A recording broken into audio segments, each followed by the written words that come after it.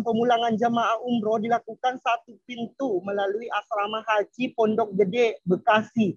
Kemudian untuk skema keberangkatan, Desi, terbagi beberapa tahap. Yang pertama adalah jemaah umroh melakukan screening kesehatan maksud kami 1 kali 24 jam sebelum berangkat. Kemudian pelaksanaan pemeriksaan screening kesehatan.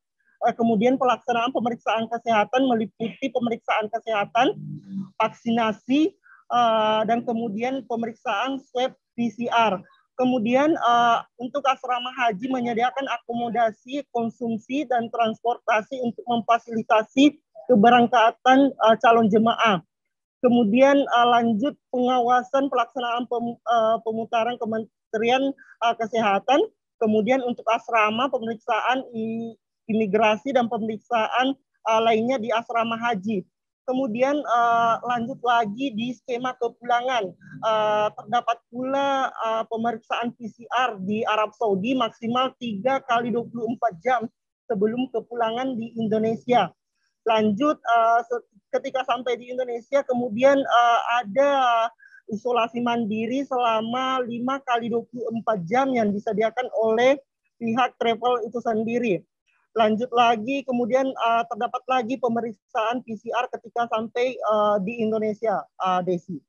Ya, memang prosesnya lumayan cukup panjang, namun tentunya calon jemaah haji ini diharapkan untuk bisa beradaptasi dengan segala persyaratan yang ada. Lantas bagaimana dengan peningkatan jumlah pendaftar dan kapan pemberangkatan perdana, Rudi?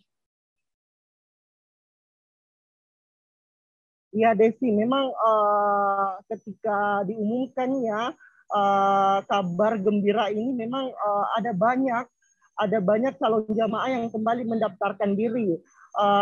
CEO dari Al Jazeera Travel sendiri menyebut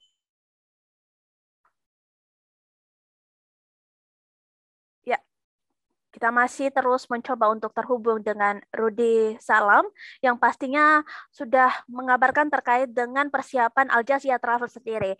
Dan Rudi juga telah melakukan wawancara langsung bersama dengan CEO Al Jazeera Travel Nur Hayat untuk informasi selengkapnya. Kemungkinan kalau memang ada kejelasan bahwa Indonesia sudah tanggal sekian sudah bisa berangkat, kemungkinan di kesempatan pertama kita akan berangkatkan utamanya jamaah kita yang masih sudah lama menunggu. Perkiraan bulan berapa, Pak? Kita ada bocoran bahwa di November kemungkinan itu akan segera diberangkatkan, tetapi kan menunggu hasil akhir negosiasi pemerintah kita dengan Saudi. Untuk jumlahnya sendiri, Pak, di November itu yang tadi?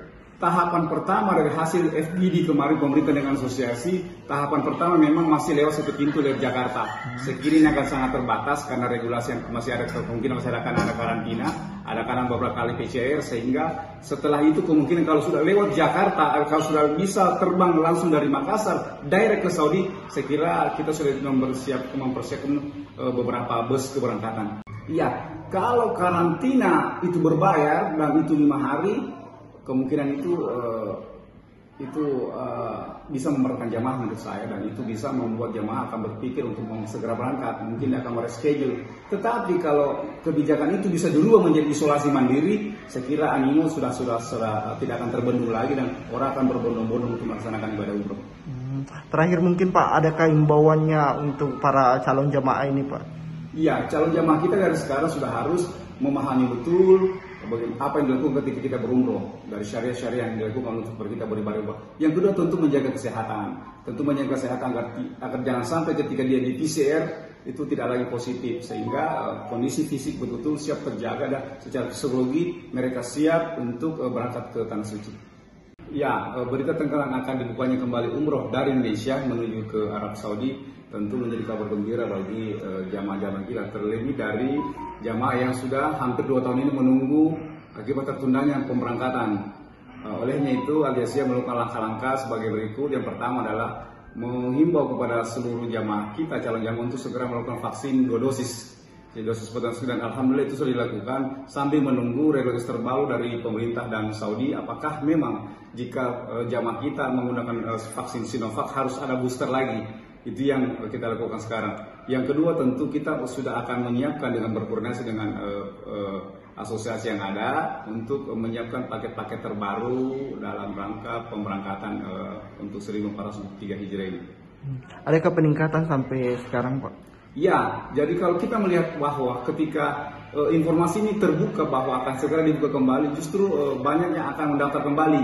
Cuma memang karena harga yang belum kita keluarkan, harga paket yang belum kita keluarkan berapa, menunggu regulasi-regulasi yang ada, sehingga masih kita dalam bentuk daftar tunggu sementara. Daftar tunggu sementara kita buat bahwa ternyata alhamdulillah ada ratusan jamaah lagi yang sudah siap untuk berangkat. Ini Iya, Tribuners, memang semenjak dibukanya kembali umroh bagi masyarakat Indonesia atau warga Indonesia, mereka yang tertunda pelaksanaan umrohnya di tahun lalu, Maret tahun lalu, kembali mendaftarkan diri, salah satu di travel di Makassar, yakni si Al Jaziah, memang menerima saat ini ada ratusan jemaah yang telah mendaftarkan diri untuk pemberangkatan. Nah, Desi, untuk pemberangkatan perdana nantinya itu Al Jaziah sendiri, Al Jaziah Travel sendiri menargetkan pada November mendatang. Namun kendati demikian belum ada tanggal pasti terhadap pemberangkatan perdana ini karena masih menunggu regulasi dari pemerintah Republik Indonesia dan juga Arab Saudi. Karena demikian, Nur Hayat selaku CEO dari Al Jaziah sendiri mengimbau kepada calon jemaah untuk tetap menjaga kesehatan dan juga melaksanakan atau menyelesaikan vaksinasi mereka. Desi dan Tribuners, kembali ke studio. Ya, pastinya ini dinantikan sekali kabarnya untuk para calon jemaah juga, khususnya untuk yang sudah mendaftarkan diri di Al Jaziah Travel. Kapan keberangkatannya, Rudi? Kita tunggu informasi selanjutnya. Dan terima kasih banyak, Rudi, atas laporannya. Selamat bertugas kembali.